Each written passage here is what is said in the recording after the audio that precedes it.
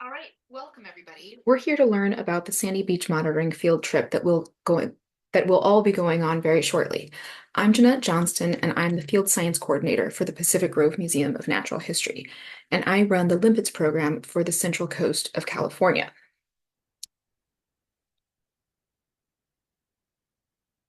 So, the plan for today, we're going to learn a little bit about limpets, about the location where we monitor and why we monitor there. We're going to look at the anatomy of the Pacific mole crab, also called the sand crab, the animal that we'll be studying on the beach, and why it's important to the ecosystem. In the second lesson, we'll learn about the procedures and protocols we'll be doing to collect the data at the beach and practice with the tools. So, what is limpets? Well, first, it's an animal. It's a snail-like animal with a pointy shell, but in this case, it's also an acronym, the Long-Term Monitoring Program and Experiential Training for Students. We use a lot of acronyms in science, so let's break this one down. We've been monitoring coastal ecosystems along the California coast for over 20 years now, in some locations over 40 years. That's a lot of data, a lot of ongoing scientific studying. We collect data both at sandy beaches and at tide pools, and we go back to the same sites over and over, taking data to track changes in the environment over time. And while collecting data is a big part of what we do, our main goal is to get students like you all out in the field to give you hands-on experience in field research and scientific data collection. And the data you collect gets submitted to government agencies like the Fish and Wildlife Service, the National Oceanic and Atmospheric Administration, California State Parks, to inform their management practices. So you all are contributing to real long-term scientific studies. You can all be part of you can all put this experience on your resume or your college applications that you know how to take scientific data and follow scientific protocols, that you've been in the field taking data and gone back to the classroom to analyze that data. And that looks really impressive on a resume. So, where are we going on these field trips? We're going to go to specific beaches along the California coast, and all of these spots are in a national marine sanctuary. You've probably heard of national parks like Yosemite, Joshua Tree, Yellowstone, the Grand Canyon. Marine sanctuaries are underwater national parks. So, what's the benefit of national parks? What would be the benefit of underwater national parks? Teachers, you can pause the video to discuss this as a group. So you may have talked about some reasons that marine sanctuaries exist and national parks exist. Perhaps to protect beautiful places for people to visit, beaches to picnic on, coral reefs to scuba dive in, to protect habitats and ecosystems from hunting or human development, to protect forests that sequester carbon and help counter that rapid release of carbon dioxide from the burning of fossil fuels. Cool fact, some marine ecosystems, like wetlands, actually absorb more carbon dioxide than their land-based rainforests. And by protecting these spaces, we're also helping to protect communities along the coastlines and those who rely on the ocean for their livelihood. In California, we have four national marine sanctuaries, soon to be five with the addition of the Chumash Heritage Sanctuary shown on the right. Most of us watching this video will be visiting beaches within the Monterey Bay National Marine Sanctuary, which stretches from just north of San Francisco down south to Cambria. So, national marine sanctuaries are like national parks, maintained by the federal government. And just like beyond national parks, there are state parks, we also have marine protected areas, which is like the California State Park system. MPAs are much more strict with their regulations and restrictions. Why would that be? Why would states like California establish stronger protections and rules than at the national level? You can pause the video to discuss this.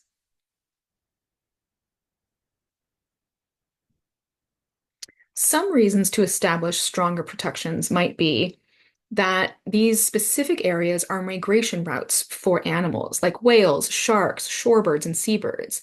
There are deep sea ecosystems along these waters, including the Monterey Bay, that humans are only just beginning to understand. It's a beautiful coastline for recreation, as we talked about a minute ago, for picnicking and walking and surfing and so many other activities that communities want to enjoy. And these are biologically rich waters due to upwelling, which we'll dive into in a minute. Here we have a map that shows marine protected areas within Central California. So, question for you all. If animals are protected inside an MPA but not outside of it, is there any benefit outside of the marine protected area? You can pause the video. Yes, Monterey Bay and indeed all of the marine protected areas are not fenced in, so some animals, plenty of animals, move in and out of these protected regions. Many MPAs are fish spawning and nursery areas. When animals have a safe space to grow up or to feed in when they migrate, the individuals and populations there thrive. In particular, larger and older female fish can give birth to more young who are stronger, and migratory birds have a safe resting spot along their migrations. It's also beneficial to fishermen. Even while they are limited in where and when and what they can catch, these protections mean that when they do catch, what they do catch is more plentiful and populations will be around for much longer.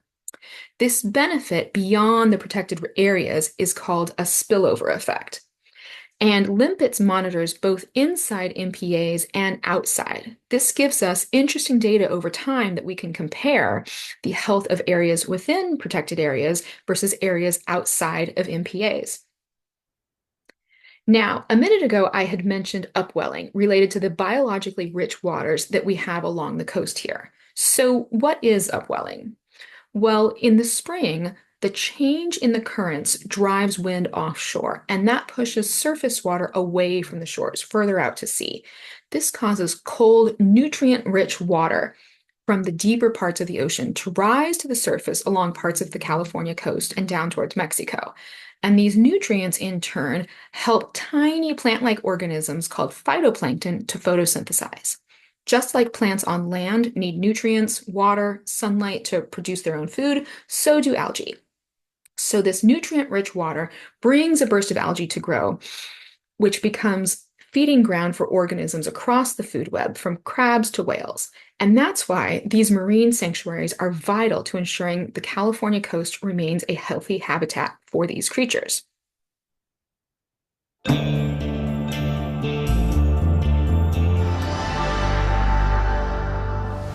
During the summer, powerful winds from the north drive the nutrient-rich waters of the deep up to the surface.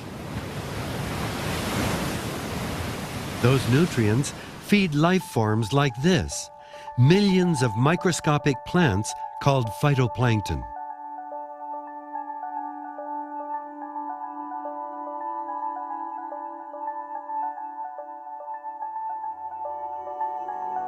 Food for countless creatures, this astonishing floating forest fuels one of the most valuable ecosystems on the planet. Well, we're actually really lucky to be working in such a productive ecosystem because there aren't that many places in the world's ocean that's like this. And these upwelling ecosystems, they're really small in area, maybe 1% of the world's ocean, but they're responsible for nearly 25% of the wild fish catches.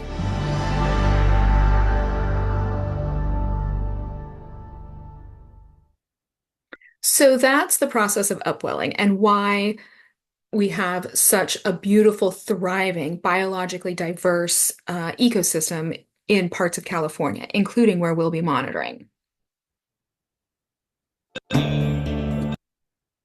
So we've looked at the question of where we're monitoring along California coastlines and why protecting these communities is important. Now let's look more at why we collect this data. So how will the data that you all collect be used? Well, part of what we're doing is collecting baseline data. A baseline is a look at how the ecosystem normally is without disturbances. Then we can look at this data after a disturbance or a disaster so that we have some pre-event data to compare to and respond to and evaluate. And because with LiMPETS, we have over 20 years of data at many of our sites, we can monitor changes before and after an event, like an oil spill, an El Nino year, or warming oceans due to climate change, to see how the environment responds or how long it will take to recover. Teachers, you can feel free to pause to discuss shifting baseline theory here.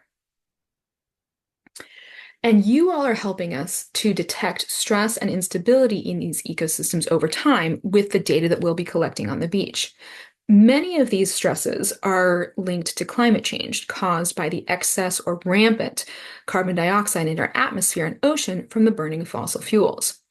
For example, climate change is causing sea levels to rise, which is shrinking the amount of beach habitat for sandy beach organisms and for us.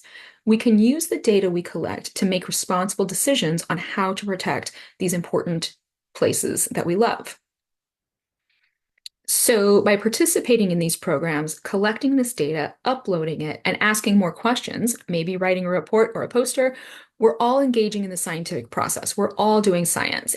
And yes, you don't need to be a guy with crazy white hair and a lab coat to be a scientist. We are all scientists here with just a much cooler scientific lab location. So let's pause to review what we've covered. Consider these questions. What is a national marine sanctuary? What's a marine protected area? Why are national marine sanctuaries and MPAs important? And why do we do the monitoring we do? Teachers, you can pause the video and discuss this with your class.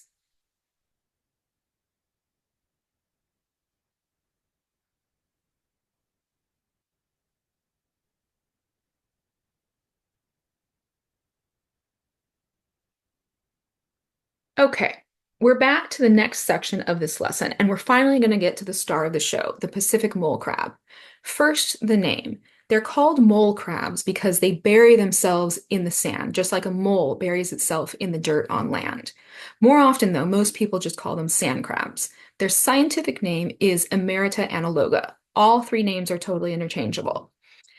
And these Pacific mole crab populations are really sensitive to change. We call that an indicator species, which means if there's something changing within the environment, we'll see impact on these species harder and faster. So changes to the sand crab indicate to us how healthy our coastlines are. So if we record data on their population changes over time, then we can capture environmental changes. Now let's look at the anatomy of the sand crab. This is important because by understanding what their structure is, we can take better measurements of them at the beach, and we can understand how their adaptations help them survive. So they have eyes on stalks at the top of their head. Here it is zoomed in. You can see those little eyeballs at the end of those eye stalks. And if that isn't the cutest little Pixar character, I don't know what is. Having these eye stalks allows them to stick their eyes out of the sand while the rest of their body is buried, protected under the sand to look around for predators and then pull their eyes in as soon as they see something that's scary. They also have two sets of antennae. First, we see the smaller primary antennae that are just in front of the eye stalks, which are used for motion detection and for moving water to their gills to breathe. The secondary set, the ones that look like feathers, they use to swoop through the water column and catch food. So you can raise your arms above your head and make a kind of Princess Diana movement. Swoop and down, and that's how sand crabs bring food, catching it like a fishing net, reel it in to their mouths. Now let's look at their shell. They are invertebrates. So they don't have backbones like we do. So instead, they have that hard shell to protect their bodies. And notice how there's a thin white line at the top below their eyeball and towards the bottom, right as their shell starts to curve down. That's called the carapace. And at Limpets, we have a saying, we care about the carapace. And the reason we care is because this is the part of the crab that we measure. The carapace doesn't change or move when we hold it. And they can bring their eyes, their tail, their legs to hide, which changes the size, which changes their shape, but they can't change that big piece of shell at the top. So as that grows, they molt or shed their shell, and that's the piece that can be consistently measured over time to get accurate readings and to see how populations are growing or changing in size. Now, if we gently turn the sand crab over, we will see the tail called the telson.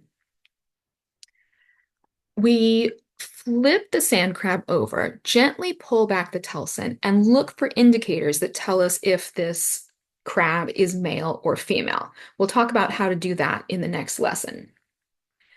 That telson, their tail, which they use to protect their abdomen, they use it to dig and anchor themselves in the sand, and sometimes to help them swim and escape a predator. Now, one important note about this photo. See how far the telson is opened in this photo?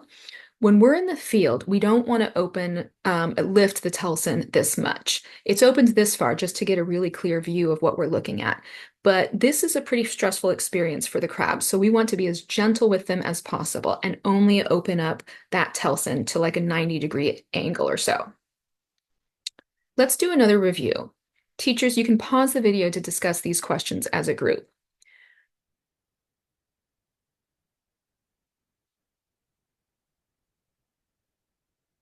All right, so when measuring a sand crab, we really care about the top of their shell. What is that called? The carapace. And sand crabs use their telson for all of the following except feeding. They use it for swimming, digging, protecting their bellies and eggs if they're female, and for anchoring themselves in the sand. But the feeding is where they use those feathery antennae to bring food down to their mouths. Now let's look at the life cycle of the crab. Mole crabs live about 3 years, birth to death. They start off as an egg within a clutch. Females hold a clutch for up to about a month. And the clutch can be bright orange, which means brand new eggs, or if they're brown, that indicates that the eggs are just ready to hatch. A female can have up to 45,000 eggs in one clutch, and as often as once a month, which is a lot of crabs. Now, are all 45,000 eggs going to grow and live happy sand crab lives? Probably not. So what happens instead to lots of these little eggs? They become food for lots of other animals, so they're really important to the basis of the coastal marine ecosystem. Once they hatch, they're called plankton or planktonic larvae. Plankton are animals or algae that drift through the ocean currents. They can't swim against the current. So being a plankton isn't a specific organism as much as a lifestyle. They will be plankton for 4 to 5 months until they get environmental cues that tell them, hey, here's a good place to settle down and grow up. So they're smelling around for other mole crabs. They find a spot with lots of nutrients in the water. They settle down there in the sand. And as they grow, they obviously get bigger, and they're called recruits. Those are the younglings, the teenagers, anything below 9 millimeters in carapace length. Once they become larger than 9 millimeters, they're considered an adult and are sexually mature. Let's do another knowledge check. What is a sand crab's bunch of eggs called? And what is the name of the teenage stage in the sand crab life cycle? Feel free to pause the video. A bunch of eggs is called a clutch, and the name of the sand crab before they're fully adult is a recruit. Now let's talk about how sand crabs connect to the rest of the food web. What might sand crabs eat?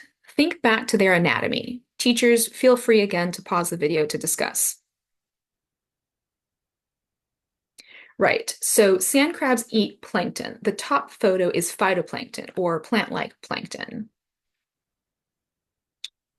They also eat marine snow or detritus, tiny dead stuff that's floating in the water.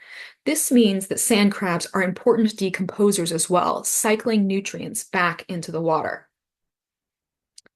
And remember those feathery antennae that trap food like a fishing net? They're filtering the food out of the water, so they're called filter feeders. And let's see that in action.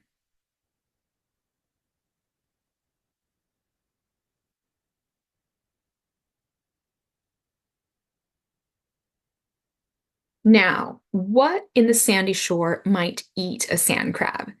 Think about those other beings that live in the waves and along the shoreline. Again, teachers, you can pause the video to discuss.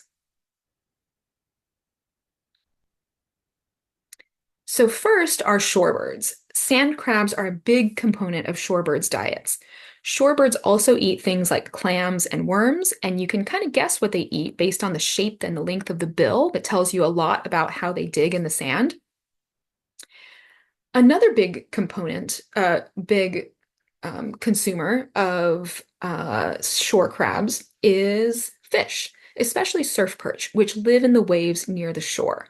About 90% of the surf perch diet is mole crabs. In turn, surf perch are very common for fishermen to catch, and sea lions eat surf perch, which wouldn't be possible without the sand crabs. So sand crabs are vital to this food system. And finally, recently, scientists were able to prove that sea otters also eat sand crabs. Scientists did necropsies, which is pretty much an autopsy, that showed mole crab shells within the stomachs of sea otters. Okay, if you were a sand crab and you were trying to avoid the shorebirds and avoid the surf perch and still have access to the planktonic food that you need in the water, where would you want to live? If you said really near the water, but maybe in the water not too deep, you're right. They live in that swash zone. That's the area where the sand is wet and the waves are hitting. Here, they're able to avoid the birds as much as possible, avoid the fish as much as possible, and still have access to food. Now, mole crabs move to match the tides. In California, we have two high tides and two low tides every day. And since the tides are always changing the shape of the shoreline, sand crabs are constantly moving with the tides up and down the beach to avoid predators, trying to balance between where it's too deep for shorebirds to eat them, but also high enough to be so that fish can't get to them. The Pacific mole crab is found all along the Pacific coast of of North America, from Alaska all the way down to Baja. And they have a sister cousin on the east side of the North America called, appropriately, the Atlantic mole crab. Now, big question, why are sand crabs significant? Why do we specifically monitor these species? Well, they take up a huge portion of the living stuff on the beach, even though they're far from the biggest thing on the beach. 84% of the macroinvertebrate biomass along the beaches are sand crabs. Let's dig into what that means. So, macroinvertebrate, macro means big, the opposite of micro, so something you can see without a microscope. And invertebrate, like we discussed before, is any animal without a backbone. So you and me and whales and birds and lizards all have backbones, but animals with shells don't have a backbone. And finally, biomass. Bio meaning living and mass, the amount of matter that's there. So if you weighed everything alive on the beach, you would find that mole crabs make up 84% of the living stuff in that area. They're also really sensitive to changes in food supply or ocean chemistry. So by monitoring these critters, we're learning a lot about the health of these communities. Let's review. Where specifically do sand crabs live?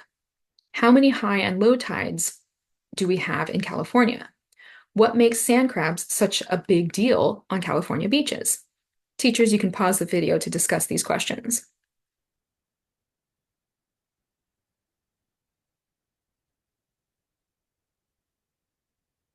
Right. So we call the area where sand crabs live the swash zone, where there's wet sand and the waves are coming in, but not too high. We have two high and two low tides every day. And they're really important because they make up a huge portion of the biomass. They're indicator species. And with that, fantastic. We've completed lesson 1 about sand crab monitoring. We discussed the LiMPETS program, marine sanctuaries and marine protected areas, the anatomy of a sand crab and how it fits into the ecosystem. And next time, we'll look at the protocols we use to collect and record data about sand crabs and practice with the tools. Thanks, everybody.